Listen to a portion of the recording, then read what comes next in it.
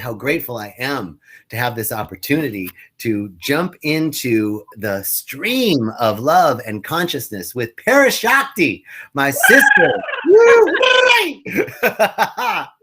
So I'm so grateful that she's here. I can't wait to get into this conversation. And while we're building a little bit of traffic, I'm just going to tell you a little bit about Rhythmia. What's going on right now at Rhythmia is we're open. It is easier than ever to get into Costa Rica. Nothing is required but some, traveler's insurance. That's it. You'll want that anyway.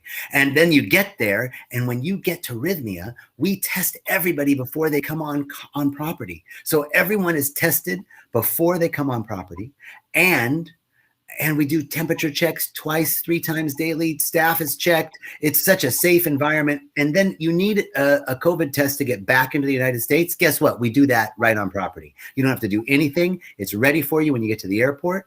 And to date, we've been open since November. To date, not one person is tested positive upon return. So we're good. Come join us. Come join us today. All right. So that's enough about Rhythmia. I want to introduce you, as if you don't know, this beautiful being, effulgent meaning shot through with light. Parashakti, my sister. She is, I love this. She said to me today, my interest is movement is movement as medicine to awaken the human spirit. What a beautiful intention. And this is Parashakti's shamanic healing work. And it's born from more than 2 decades of experience facilitating workshops, trainings, and retreats around the world in Los Angeles, New York, Mexico, Bali, Guatemala, Indonesia, Israel, and Greece. She's a certified integral yoga teacher, an Esalen massage practitioner, and has studied with some of the world's most revered spiritual masters, including, I'm going to mess this up. Why don't you say it, Parashakti? Swami Sachidananda, Dr. Gabriel Cousins, and Wakia Unmane, Thunder He Walks With. Of the Lakota tribe. This beautiful being is a lifelong dancer, and her path as a healer has followed a severe injury. And it was this shamanic dismantling after which her mission shifted towards healing. And she teaches the 7 foundations in dance of liberation and maps for her own spiritual practice, living and breathing these foundations spiritually. She has founded Dance of Liberation, which is taught at Rhythmia and practiced by over 10,000 dancers around the globe. And she also has this amazing gift of beautiful adornment that signifies her honoring the presence. And in fact, Parashakti, your life is signifying honoring the presence. You practice the presence every day. I'm so honored to have you here. Welcome, sister. Wow. Thank you so much, JJ. I mean, I could just also come forth and say so much about you and how you light up the world. And the name of your program of this live is so perfect for you, because you rise everyone up with you everywhere you go. So thank you. Aho. Thank you, my love. Aho. And a quick little shout out to all these wonderful beings. Dorota, as always, hello. And Lisa and Max from the Poconos. Linda Young, I'm missing you too. Wow. Thank you, Sarah. And Deha and Mannequin and Kim. Hello, everyone. Thank you for joining us. So, my sister, Parashakti, tell me a little bit about this movement as medicine and your mission in life. Okay. Well, I'd like to say that my mission started even before coming into this lifetime, because we know that we all sign our soul's contract. And yes. My contract was really about exploring the essence of spirit and the essence of dance. Although when I was 4 and I started dancing, and then when I was 7 and I knew that I wanted to be a dancer, I didn't know back then that the path of movement as medicine would be my soul calling. And so just like everyone, I had to go through a life journey, which you already had introduced, that I had 2 very severe injuries during dance. And that's what really woke me up. That's what took me into the dark night of the soul, as we call it, and really navigated the contract that I signed before coming in here. So from the injuries of being a professional dancer, I explored yoga, lived in an ashram for 2 years, took vows of celibacy, And one thing led to the next, and the next thing you know, here I am really moving, teaching, and a student of the cosmic dance floor and offering movement as medicine. You know, I'd love to explore this a little bit more, because I've found recently in another type of movement, the connection between the mind and the body, the neural pathways, and embodiment, and how important movement is, not only to embody new insights, but also to pull the habitual patterns of the body and the mind apart, so that we have some agency and power in life, so that movement not only is part of embodying, but it's also part of releasing and purging. Share with me, with us, a little bit more of your experience with the dance and how that affects the neuropsychology of embodiment and release. Yeah, wow, so good, so powerful. So what I will say to that is that, especially for me, when I was literally dismantled with my body, my mind, my spirit, everything was shattered. I had to regroup. I had to establish a relationship with trust and faith, and also the physical body. And so the movement became therapeutic. The movement became the voice of spirit, guiding me to become my own medicine doctor. And so the connection between body, mind, and spirit is so important when we start to move through our lives, especially with trauma, especially with injury, especially with the unknown. The body becomes the vessel to be able to guide us ultimately into what we came to do here. So I don't know if that answers your question. It really does. And I want to zero in on the unknown and how the body becomes the vessel, because that is so, I'm seeing it. If I can share an example with me, you know, for example, I'm working on a handstand, right? I know the last time we were together at Rhythmia, you know, I was working on handstands. I'm still working on that.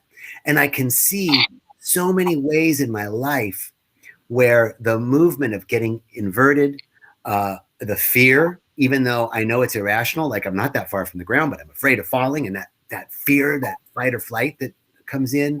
And when I'm in the handstand and I'm trying to get that balance, how reactive I am, right? So just that one simple movement, that one practice of embodying this movement has brought insights into the other aspects of my life around being reactive versus responsive. How long could I just take another breath in this position? And how does that affect in life? Can I just take another breath and settle in to I don't want to say overcome, but to move beyond the fear of that unknown, right? So just in that movement, there's something around the movement, the unknown, and the psychology of it. And I know you have such rich insights around that. Will you expand on that a little bit? Does that make sense? So what the word that comes to me quite very strong is dedication. Because yes, I watched you and was in awe of your commitment to that handstand. Now, I will say that handstand was much more than just a handstand. Right. That was a commitment to yourself in something much bigger. And the trust that if you show up every single day to that handstand, then something within you will be able to drive whatever it is that you want to manifest in your life, anything that you want to do off the yogic dance floor, out of the gym, you'll be able to stand tall with that commitment. So that commitment, dedication to the daily practice of whatever it is that you're committing to is key to be able to do all of which you want to do in your life. Yes. And I want to say to everybody as you're chiming in, thanks for your comments. Stay tuned, because we are going to do an amazing reading with Parashakti in the second part of the interview. That's for everyone. Parashakti had said before we got on the call that she wanted to tune in to the universal consciousness, the awareness, to see what's emerging in the field for all of us. So we're going to co-create this reading and pick up on what's what's emerging. Now, the other thing I want to say is I've noticed what's emerging in the field for me seems to be emerging for a lot of people, which is this huge purge. I know so many people in my life that are purging things physically, mentally, spiritually, emotionally, materially. And I'm going through that right now. So as we talk about what's going on in the field, what have you noticed around that, Parashakti? What are you picking up from your sense? Wow, yes. So just yesterday, I facilitated a 2.5-hour Zoom training. It's called the Dream Council training. And literally, that was the clear message of what you exactly said. So we had quite a few number 9s. Number 9 ends a cycle. It's a completion, right? And so the idea of purging, the idea of death and rebirth, you know, before we came on, you showed me a little bit of what's happening behind the scenes. And JJ is moving and he's completing a cycle. He's literally packing up. And one of the cards that came out yesterday, and the wisdom teachings that came out yesterday, was the giveaway ceremony. And in the Native American tradition, the idea is that in order to be able to start anew, to a new cycle, you have to be able to give things away. You have to not only, give things away that you might want to gift someone, but really purge the old that doesn't serve you anymore. Hence the sage that's burning in the background as we purge things on behalf of everything that's going on in the world. Yes. I've been so, as our paths are so similar in so many ways and so very unique in many ways. But I've been taking such great solace in nature. I know you do as well. The rhythms of nature, the rhythms of life. And I see in the caterpillar and the chrysalis, in the seed, I see this in the chicken, in the egg. I see this same pattern of, as the caterpillar hangs from the chrysalis, its body hangs, and then inside, or hangs from the tree, inside the old body completely dissolves and forms this cocoon. And then the old body literally splits apart and falls away and leaves this cocoon. And then there's this activation in the cocoon. And then the caterpillar or this butterfly has to fight its way out of the cocoon, right? And if we wanted to interfere with it or help it out and cut that cocoon open to help it get out, we would actually be damaging it, because it, of course, needs that struggle to strengthen its wings so that it can fly. And this process of literally shedding the old, the seed cannot keep its shape and birth the tree. It literally has to be torn open. The shell, has to be broken.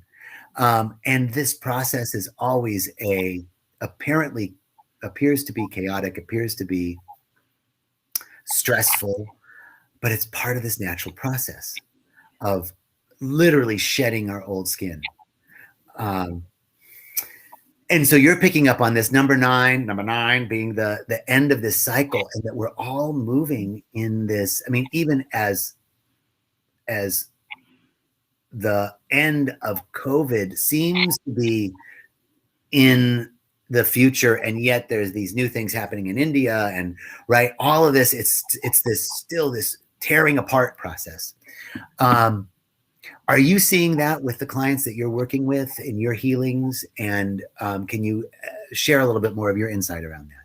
Yes, absolutely. Even with our clients that come to Rhythmia, there is a yearning and a desire for a birth of the new. And in order for something to be able to birth in its new wings, we have to let go. We have to surrender. And especially if we're so used to doing something a certain way, yes.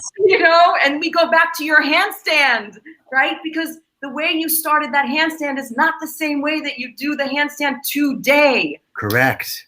And I can vouch for that. So again, it's really about having a big, bold, courageous mission and vision, and even if you don't have one right now, what I would say and what we're going to do today is with the Sacred Path cards, we're going to surrender everything to the great mystery. Because even when we think we know how to do a handstand, we can always learn and grow and stretch more, right? So speaking of that, I'd love to know, your whole teaching is around medicine, and you are highly identified with the eagle and eagle medicine. Yes. How did you find that as your animal totem? How did you meet eagle as your medicine? Yes. Okay. So again, when we talk about the contract of our soul, I do believe that the wings there were already being initiated, and I had to really grow and learn how to embark and learn how to soar and really become a visionary, because an eagle sees the bigger picture. Yes. I just have to say that I have here a painting that our dear Ray, the daughter of Fiona, here at Rhythmia, she painted, and it's just so dear and close to my heart, and I'm so happy that I can share it with everybody. So on that note, beautiful whirling rainbow of wings. I have been dancing with the Mohawk, Cherokee, Lakota, and Shoshone Native Indians. And I will say that really I have found, as a Jewish woman who was born in Yerushalayim, in Jerusalem, the Holy Land, and not ever really connected fully to my roots in Judaism, I really found that through the earth-based medicine path is where my wings find their way of expression. And so the eagle has come to me as an embodiment when I dance. And when I was in my training and I put the blindfold on, which is the third foundation of dance of liberation, the eagle came to me and really taught me how to hold the space that I hold today. And so it is my spirit animal. I live it, breathe it, invoke it, wear it, created a jewelry line that is based on the medicine of the eagle, and really, want to pass on to people to be able to fly with their highest vision and trust that they can spread their wings and express it in the utmost beautiful way. So these are the power objects that have birthed themselves through the visionary process of dance of liberation. And I have to say also, the eagle, and what I see with you so clearly, is an eagle not only has vision, right? The high watch, right? And can see far off, but eagle also glides on the thermals, right? Like with ease, like there's an ease and grace to achieving those heights, and working with nature, working with the invisibles, the thermals, right? I just see all of that being so clearly you. And beautiful. Yeah. I know you soar, and I know you soar with ease and grace, and I know you catch those gifts of the spirit, those invisible gifts that lift and sustain you so that you can help lead us all with your special medicine. So speaking of your special medicine, would you like to lead us in this reading? Just lead the way. I'm not quite sure how I can participate in this. Perfect. So everyone here is part of this, what we call the Dream Council. And so I want us to take this moment in time and close our eyes from near and afar and to feel the force of nature that has called you to chime in, to rise up.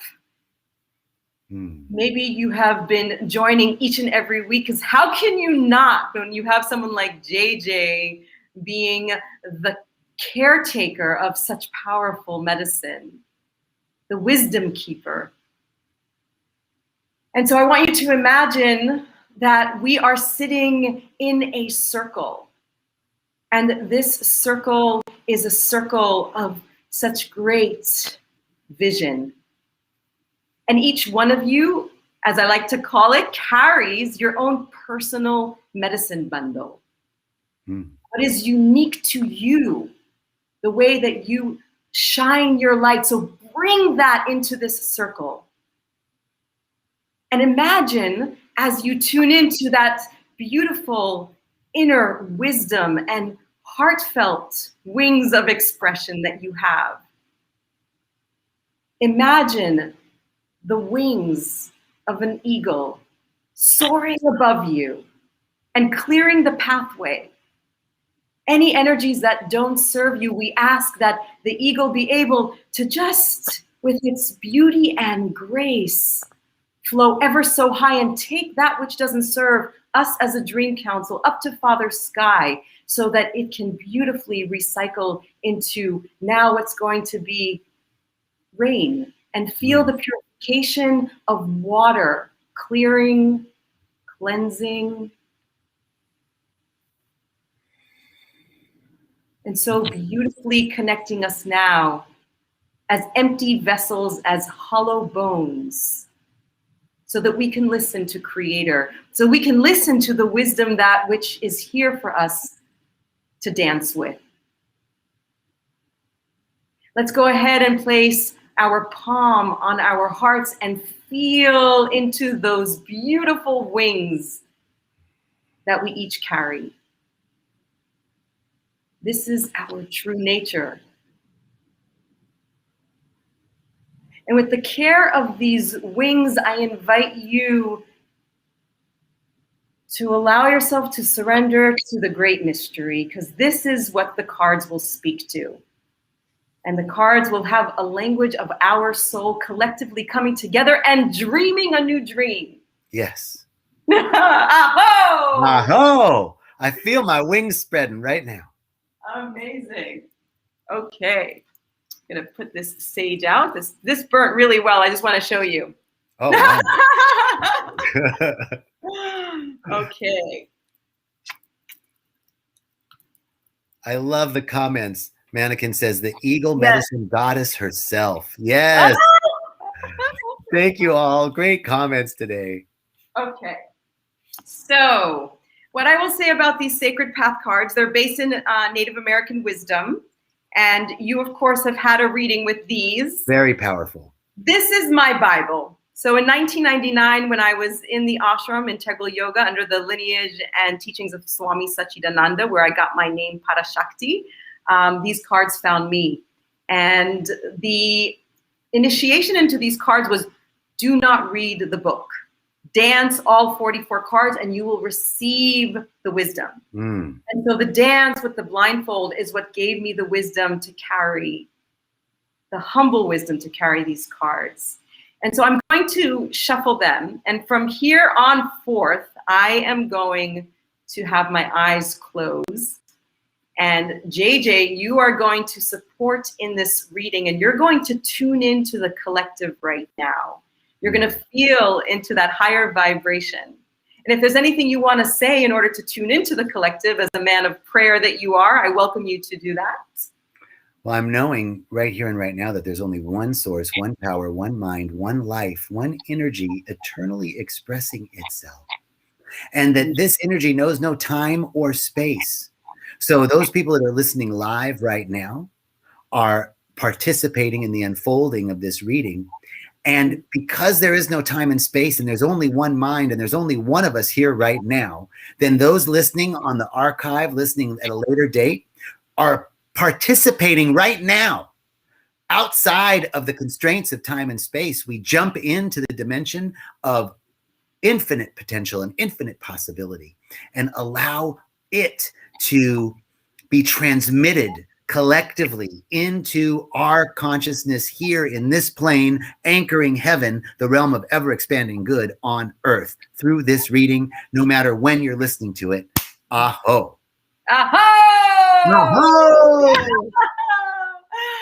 Okay, so now you're going to tune into a number, and then I'm going to pick that number, and I'm going to show the card to the camera. You might need to tell me, back and forth, right, left. Okay. And it doesn't matter if it's upside down, and you're just going to tell me the number. Okay. And we'll start the reading. So are you guys ready?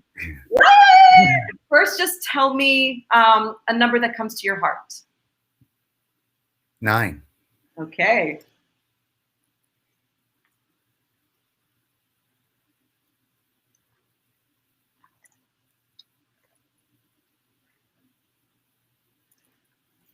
Okay, hopefully you can see this, everybody. Can JJ? you come a little bit more, like turn it, it's number 11. Oh, beautiful. Okay. So can you see the North Shield? Yes. Can you see that at the bottom, it's wisdom and gratitude, and it's the buffalo? Yes. Well, it's upside down. So okay, so let's do it this way. Better. There we go. Okay.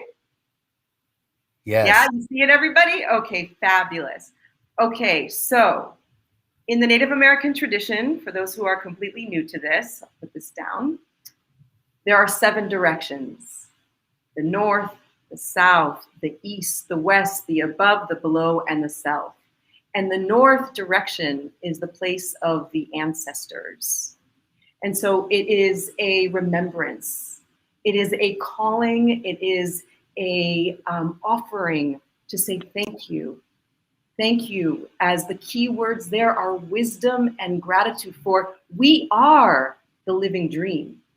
And so by us right now in this moment acknowledging them and knowing that they have come in to support us in this time of great, I will quote what's going on with JJ, purging, and Yes. all of us that are bringing our moment of time to a completion in order to start anew, we are being asked in our own unique way, because there's no right and wrong, to honor those who have walked before us. Mm-hmm. You might want to light a candle. You might want to put a picture of an ancestor on somewhere sacred. You might want to call someone and just acknowledge them for someone who has passed, like something that can acknowledge those who have walked before us is the teaching of the North Shield. Spirit animal, the power animal, is the buffalo. So it's a reminder that we are the field of plenty. We have everything. And so any ideas or limiting beliefs of scarcity, of lack, I'm not good enough, insecurities, that is all to be now purged in your own right. And you can ask the ancestors to help you. You can pray to them and say, I am wanting to pack up my home and I need help. JJ, I'm supporting you right now. I have so many boxes. What do I do? How do I give this all away? So it's really about the acknowledgement of our ancestors and praying to them and saying, thank you, and acknowledging that we have it all. All is here to support in this time of great transition, in this time of great completion. So I'm going to choose the bottom one now for support. The number? Number 10. It's also upside down. Okay, great. Oh, we have the West. Okay, the West Shield, number 10. The West Shield, yes. Okay, perfect. So everyone saw. So the key words there, if you can see, is introspection and goals. And look, we already have, which is so interesting, 44 cards, and we already have 2 directions that we're working with. So the West, the bear, is an invitation to go back into the mother's womb. What does that mean? To go on your own personal vision quest. The key words are introspection. So it's inviting us in this time of completion, in this time of letting go, is to go deep within. In Dance of Liberation, we put on a blindfold in order to be able to go deep into the unknown, into the void. So that is where all the answers live. So the West is an invitation, just like the bear hibernates in the winter. So it's an invitation for us to take time, to breathe, to create a space in order to be able to listen to the heartbeat of the mother. So if you're running around like a crazy cuckoo head, you must stop. You must breathe and create the space to go within. Aho? Aho. We're going to choose 2 more cards. And the way we're going to choose this is we're adding our cards up. So we have 11, the North Shield, which is 2. And then we have the West Shield, which is 10, which is 1. So 2 plus 1 is 3. So I'm going to pick the 3rd card. I'm making notes, by the way. If you guys see me looking down, I'm writing this out because I'm going to, perfect, at the end, bring it all together. What's the number? Number 31, also upside down. Also upside down, okay. All right, this is beautiful, the medicine bowl, dear ones. So the key word here is healing. And so really this is an inner time of cultivating your own medicine bowl, your own time of deep, deep healing. So that as we bring this cycle to a completion, this great healing that's happening on a collective level can allow us to really birth anew, to fly in a new way to that which we are soaring and creating and dreaming into our lives. I'm going to pick the bottom one for that great support. Is it upside down, Davey? Or it is. Okay? It is upside down. Okay. Number 16, Power Place. Woo-hoo! So the key words here is earth connection. So now we start to spiritually investigate and ask, how do we take this information, this wisdom? And this card, the Power Place, is about connecting back to the mother, connecting back to the earth. Now, if you live in a concrete jungle like some of my friends do in New York City, and you can go to Central Park, you can create the Power Place in your own home.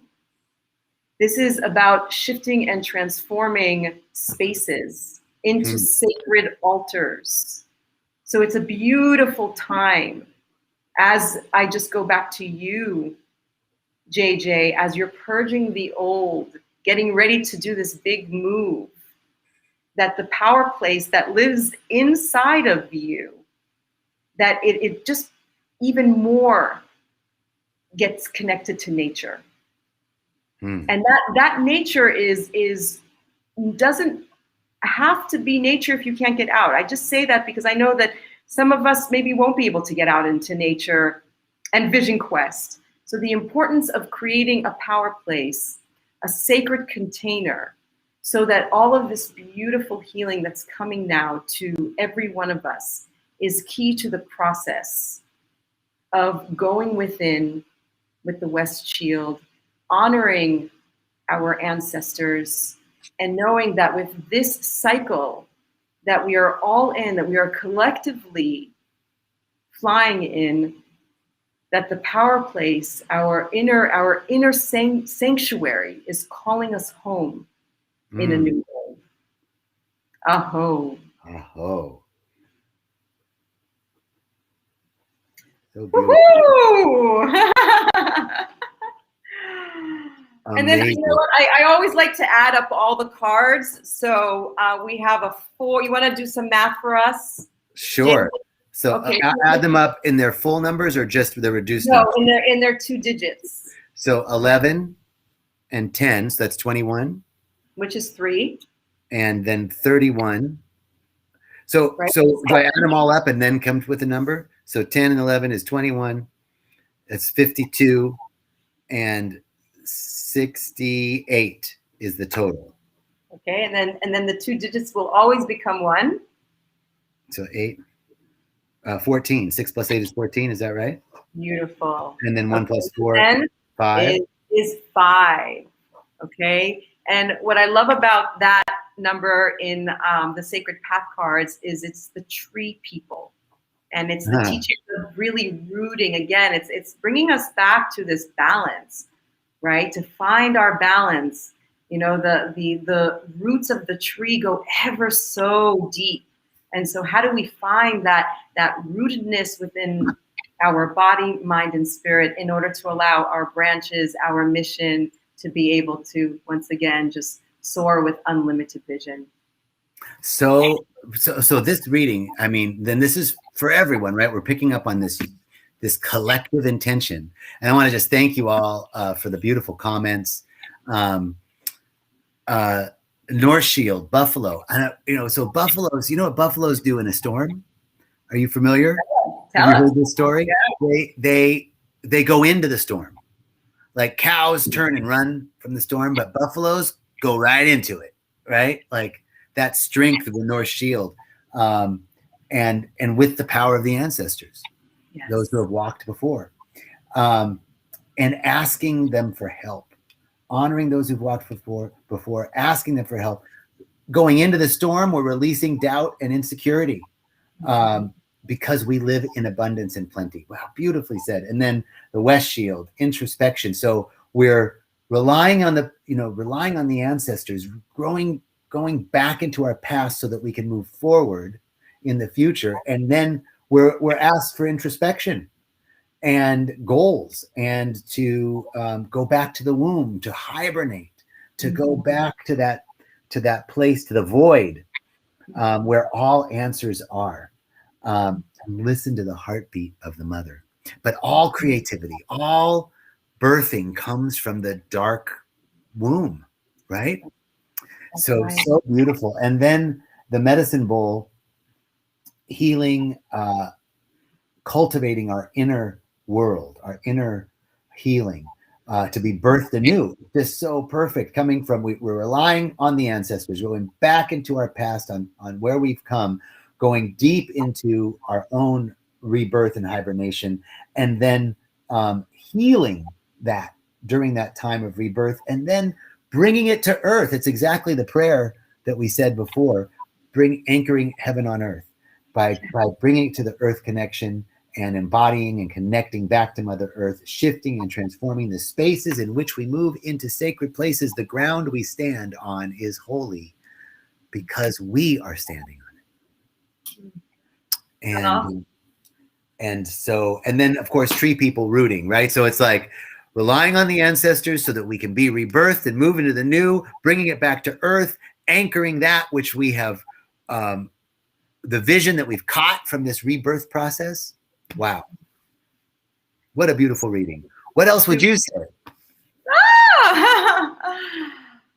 Well, I'm deeply humbled and touched that the very first offering of direction of the wheel of our life was honored by our ancestors.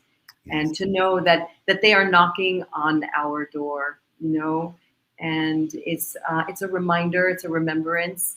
Here at Rhythmia, we're always honoring those who have walked before us in ceremony.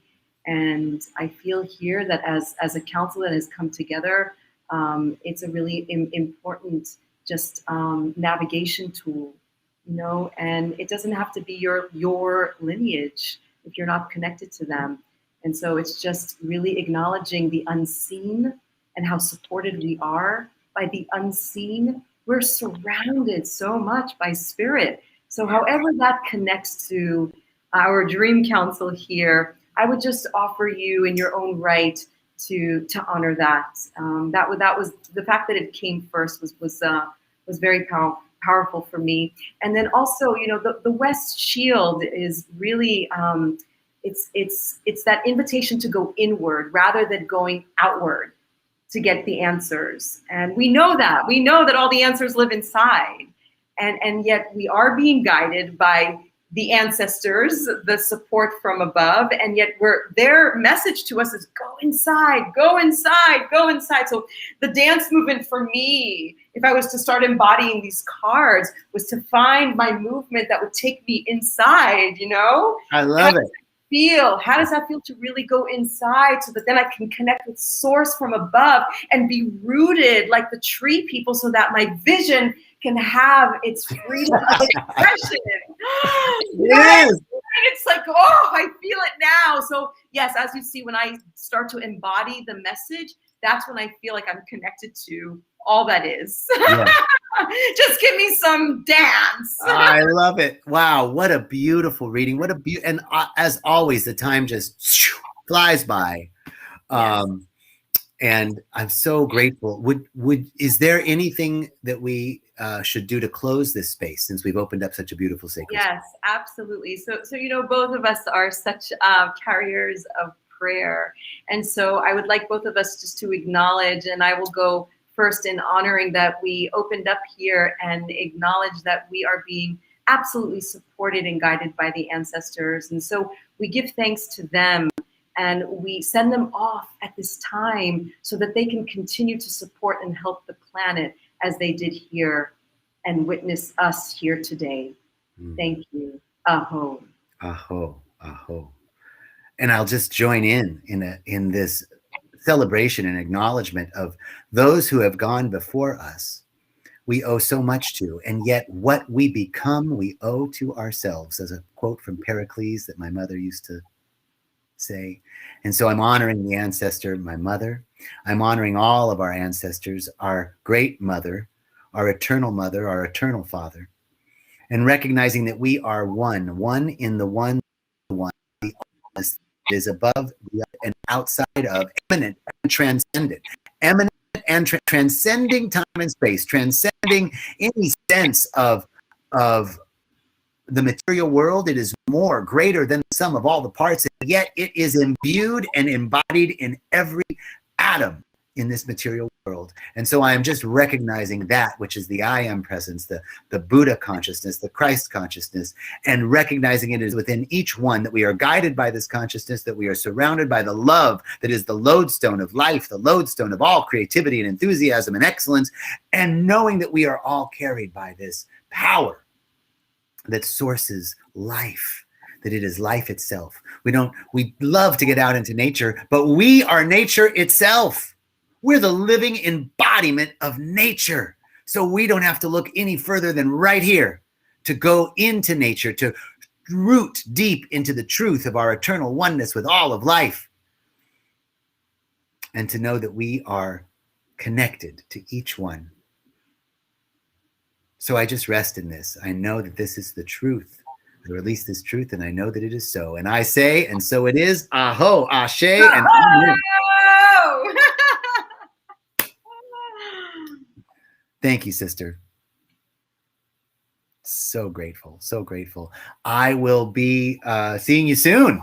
Everyone, thank you for joining us. Parashakti, thank you for bringing your beautiful medicine for all of us. And I know that your path is just led. You are just led to share your gifts and talents in such beautiful ways. Thank you for being exactly who you are. I love you so much. Thank you so much. And come dance with us at Rhythmia. Yay, come dance. Love you all.